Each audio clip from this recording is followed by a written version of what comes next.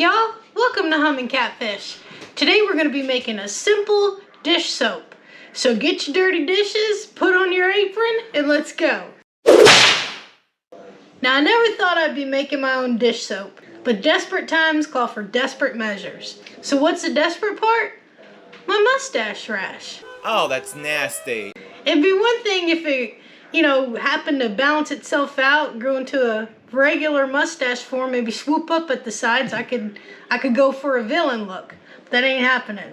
So I did some research on what causes rashes like this, and it is sodium lauryl sulfate and sodium laureth sulfate.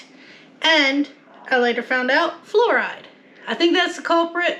I switched from my fluoride-free toothpaste to one that has fluoride, so got rid of that using my coconut toothpaste again, but I still want to get rid of the sodium sulfates.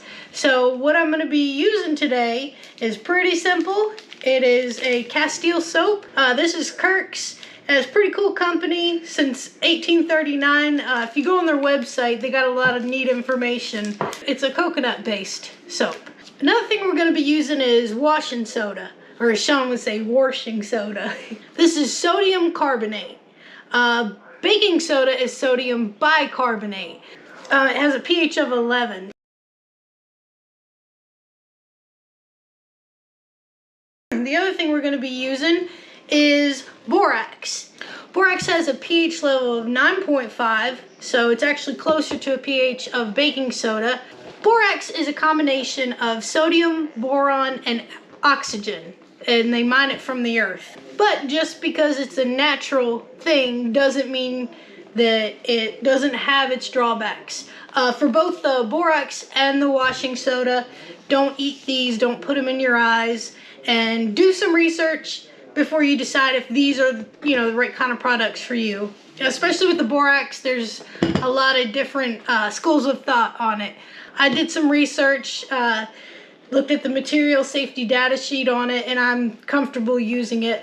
What we need is a tablespoon of each of these products.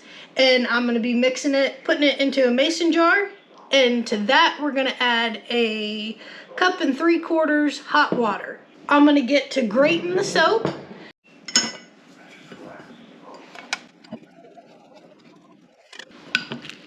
Make sure you pack it in there.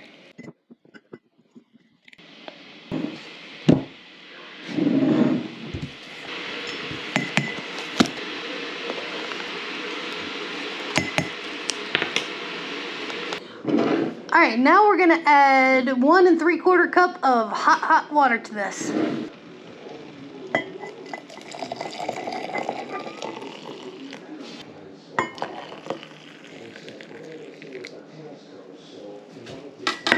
We're going to put this into our makeshift double boiler.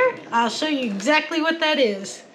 So just take a saucepan and put a canning lid in there, and then this will sit on top of it. What I'm going to do is put the rest of this hot water in here. And now I'm going to get this on the stove. If you wanted to add essential oils to it, you can definitely do that.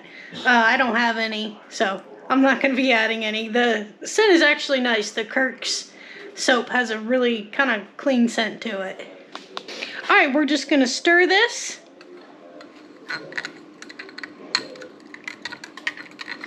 And just keep doing that till everything's melted. Alright, everything is melted. So I'm going to take that off and put it down onto a towel, because you don't ever want to put something hot onto a cold counter.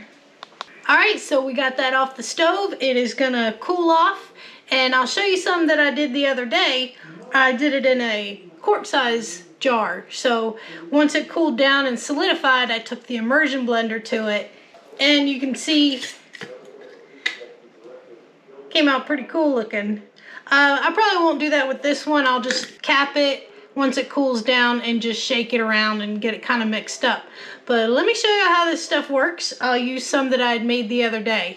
For regular, just, cups, stuff like that, I just use 1 spoonful, If it's dirty pots and pans, I use 2.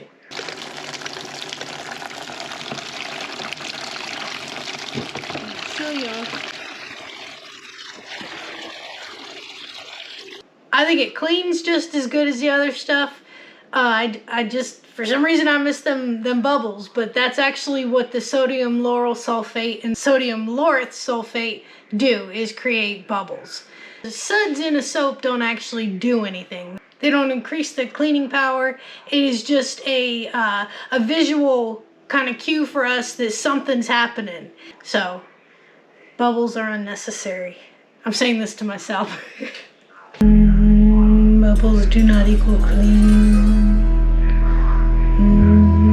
Bubbles do not equal clean. One thing I found helps when there is an extremely dirty dish, I do have a bar of the Castile soap right by the sink and one of these brushes, and I just give that a little over it, and that just seems to do the trick. You know, it's extremely cheap to make, and you're not getting a plastic bottle every time, you know, you're making it. You're using your own containers and stuff like that, and that's pretty cool. So to sum up my whole experience with switching to a homemade dish soap, I like it. I like what's in it. I don't like that it doesn't have bubbles. I want my bubbles. But it does take some getting used to. And when you're washing dishes, it's gonna look like you're just washing your dishes in dirty water, but the soaps are in there and they're doing their job. So at the end of the day, I think that's what matters. Well, that's all I got for y'all today. I really appreciate you taking the time to watch this. And if you like what I'm doing, I surely would appreciate if you subscribe to the channel and hit that like button. So until next time, I'll see y'all later.